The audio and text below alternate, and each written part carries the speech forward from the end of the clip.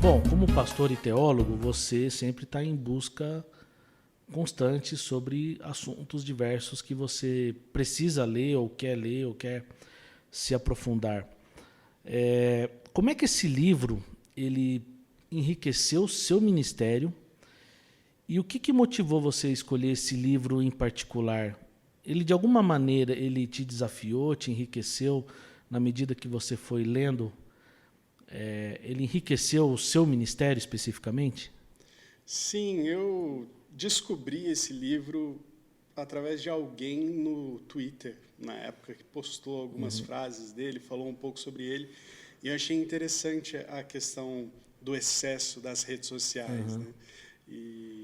Então eu fui atrás para ver um pouquinho dele. Eu vi que ele tinha relação também com aquele livro Liturgia do Ordinário.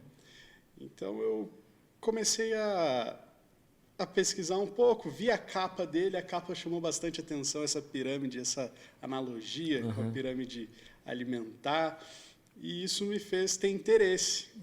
Eu também tive interesse porque eu achei que seria um assunto interessante para trabalhar com adolescentes, jovens da igreja. E quando eu fui lendo o livro, eu percebi que não só para os jovens da igreja, mas para toda a igreja ele acaba sendo extremamente útil.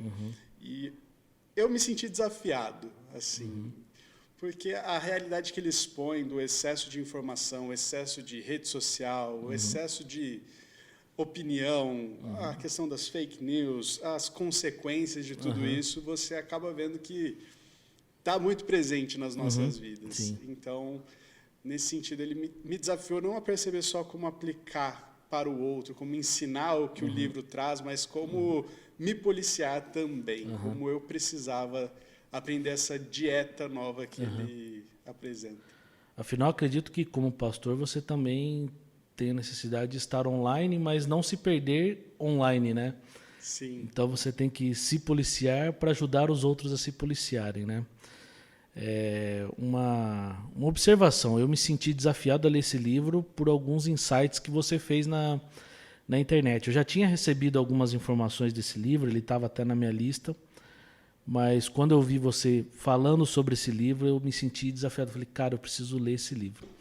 E foi a partir daí que eu fui adquirir e comecei a ler. Então a culpa é sua. Mas a gente está falando aí, né, de abundância de informações que nós temos disponíveis hoje em nossa sociedade.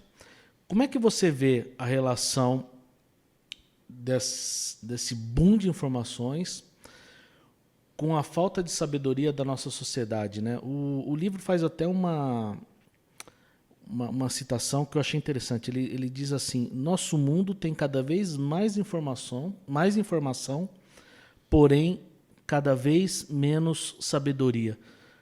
Por que você acha que isso se tornou um problema tão relevante?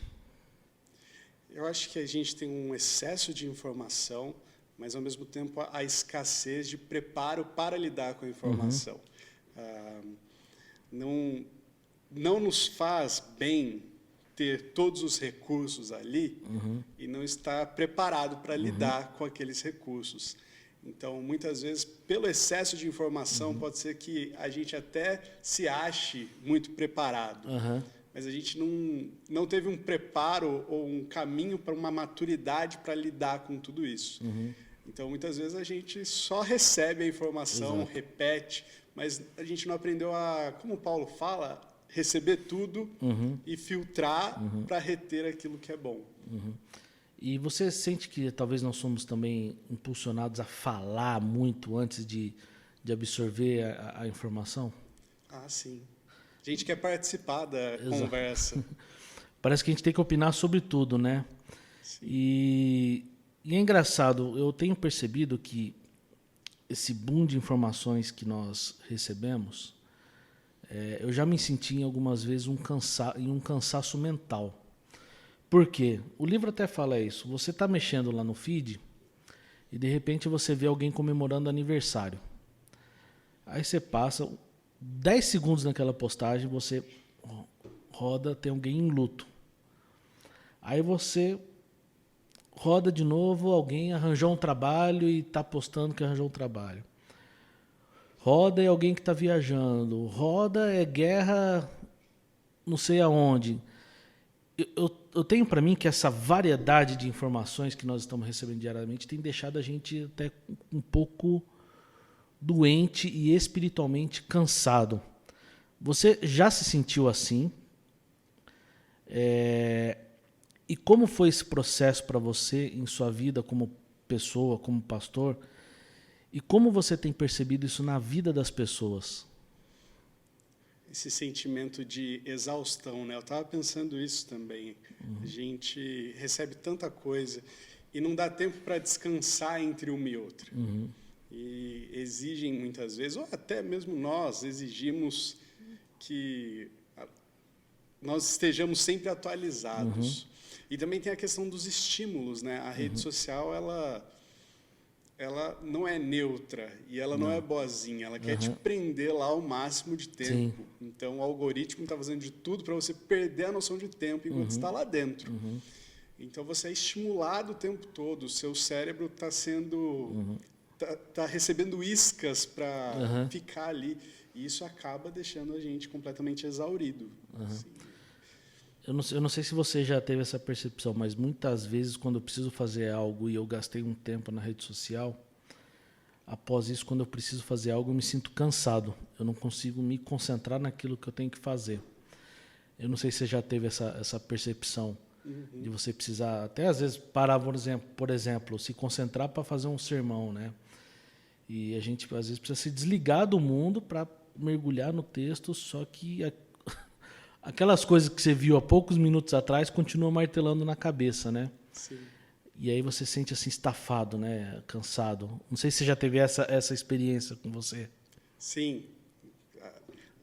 Agora, para fazer sermão ou para tirar um tempo de estudo, eu tenho que desligar a internet. Desligar o celular, deixar longe, porque, querendo ou não, um milissegundo assim, de distração, parece que a gente já quer pegar o celular de novo para se estimular com o que tem nas redes sociais, né?